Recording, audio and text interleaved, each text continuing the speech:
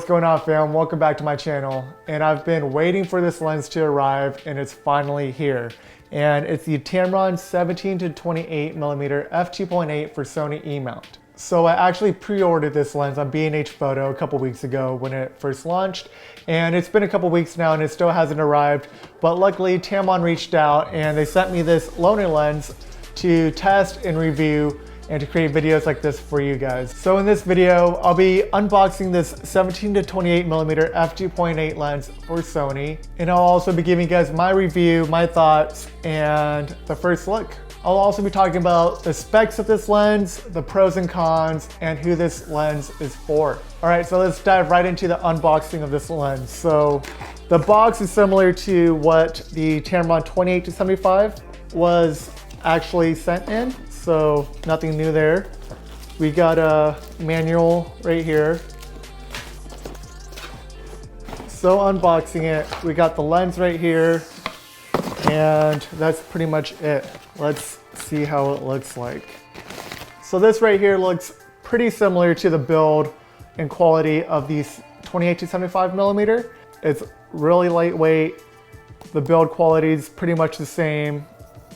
And yeah, it's just a mini version of the 28 to 75 millimeter, just a little bit fatter, but not too much. So now I'm gonna be going over the specs of this new lens right here. So this lens right here has a focal range of 17 millimeters to 28 millimeters. This lens also has a solid max aperture of f2.8 and minimum aperture of f22. So after releasing their first lens, the 28 to 75 millimeter, they were known for having a lightweight build. And this lens is just that. This lens weighs approximately 14.82 ounces or 422 grams. Of course, you guys know the lens mount for this is Sony E-mount, made for full frame Sony cameras such as the Sony a7 III, a7R III, a7R IV, and it can also be used with APS-C or crop sensor Sony cameras as well, but you'll have a 1.5 times crop. So for the filter size, the 17 to 28 millimeter has a 67 millimeter thread size in case you were wondering if your NDs will fit. One of the best specs of this lens is that it has an internal zoom,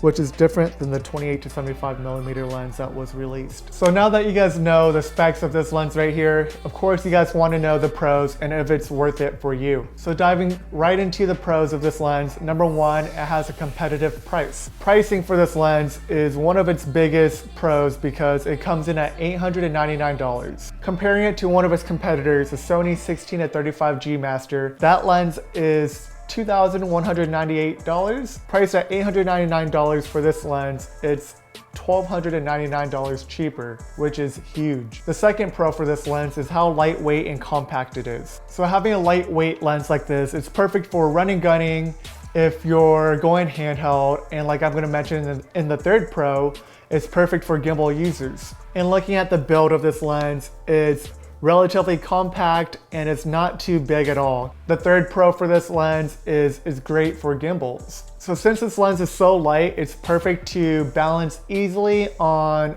any gimbal, especially the smaller build gimbals out there. And since it's so lightweight, when it's on your camera body with a gimbal, if you're shooting for long periods of time, you don't have that extra amount of weight on your gimbal, so it makes it easier to hold if you're walking around for minutes or hours at a time. Moving on to number four, it has internal zoom. So this factor is definitely one of its biggest pros because what that means is when I zoom in and out, it's all internal and the size of the lens actually doesn't extend. So when I zoom into 28 millimeters, it's still internal and it's not external, meaning, like I mentioned, it won't zoom out or in. And this is also perfect for gimbal users because when I balance my zoom lenses on my gimbal, I usually balance it at the middle focal length. So for example, the 28 to 75 millimeter, I'll balance it at around the 50 millimeter focal length. So I won't cause the motors to work too much. And with this lens, I won't have to worry about that at all because since it has an internal zoom, when I zoom in and out after the gimbal is turned on, it won't throw off the balance. But of course, all the gimbals out there have such strong motors nowadays, but having that factor of internal zoom your footage will be that much more smooth and cinematic. Number 5, you can have a close focal distance from your subjects. So what that means is, since it does have the internal zoom, I could get relatively close to my subject compared to if this lens were to extend and only being about like this far, I could get this close at 17 millimeters or 35 millimeters. And that'd be super cool if you want to get a really close macro wide shot. I don't know if that's the right term, but yeah, you get really close to your subjects with that minimum focal distance. And the last pro, this lens is quiet, fast, and accurate. Tamron stepped it up from launching this lens with having proper and fast autofocus already built into this lens, because when they dropped that 28 to 75 millimeter, the biggest issue was the autofocus was not fast at all. It was always hunting for focus, and they had to come out with an update in order for the autofocus to be usable. So with this lens dropping, the autofocus is perfect, it's quiet, and it's fast. So if you tend to shoot video and you normally use autofocus, this lens will be perfect for you. But of course, with every product, there's always gonna be a handful of cons as well, and I'm gonna list my cons for this specific lens now. So number 1 would be it has no stabilization. So this lens doesn't have stabilization built into the lens, but if you're using it for full frame Sony cameras have IBIS, or internal body image stabilization. So using this lens with a Sony full frame camera, you're still not gonna have too much of an issue with stabilization because it's already built into the camera body. So for most people, that'll be perfectly fine. Number 2 would be the focal range.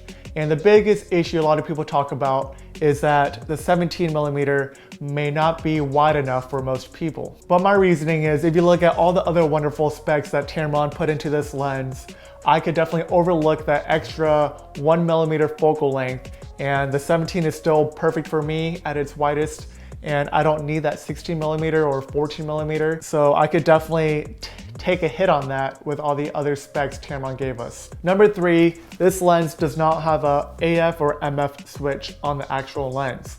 So for most cameras, you have a autofocus or manual focus switch to switch from either or. And this one, since it doesn't have it, I have to spend extra time going to my camera body to switch it to manual focus when I want to shoot manual focus. And the 4th con would be it has a cheaper build. So since Tamron made this lens so compact and lightweight, we're going to be losing quality on the actual build of the lens. For the most part, this lens is pretty much all plastic, and you won't get that sturdy feel like you would with a 16 to 35 millimeter G Master or a Sigma Art glass. But overall, if you currently don't have a versatile wide angle zoom lens, this lens would be perfect for you. Also, if your profession requires a lot of gimbal usage and you're seeing that you're shooting a lot of wide angle stuff, this lens will be perfect because it does have that internal zoom and it's lightweight, so you could have that versatile focal range when using your gimbal. So my overall personal opinion, if you're shooting a lot of real estate, landscape, architecture, or astrophotography, or just any type of photography or videography that requires a wider zoom focal length, then I would highly recommend the Tamron 17 to 28 millimeter lens. So for me, having a versatile wide zoom lens is gonna be perfect to have in my camera bag. So when I need a 17 millimeter, I could have that, or when I need a 35 millimeter, I could just zoom right in. But of course, this lens isn't gonna be for everybody. If you already have the 16 to 35 G Master, of course, you shouldn't switch over to this. And for people who prefer G Master lenses, they're gonna be talking shit on this one, so that's not for them as well. But for beginners or people who just need a versatile wide zoom lens, it's gonna be great for most people. And for me personally, it's gonna be a great fit. So this video right here was pretty much just an unboxing, a first look, and my thoughts on the lens. If you guys want to see more video footage or photography of me actually putting this lens to use, let me know in the comments below what exactly you want to see, and I'll create that for you. And of course, don't forget to subscribe if you haven't already, because you guys will be notified when I drop my next video, and I'll be pumping out more with this specific lens soon. So that's pretty much it for this video, guys. If you guys have any other questions, let me know down below, and I'll see you guys in the next one.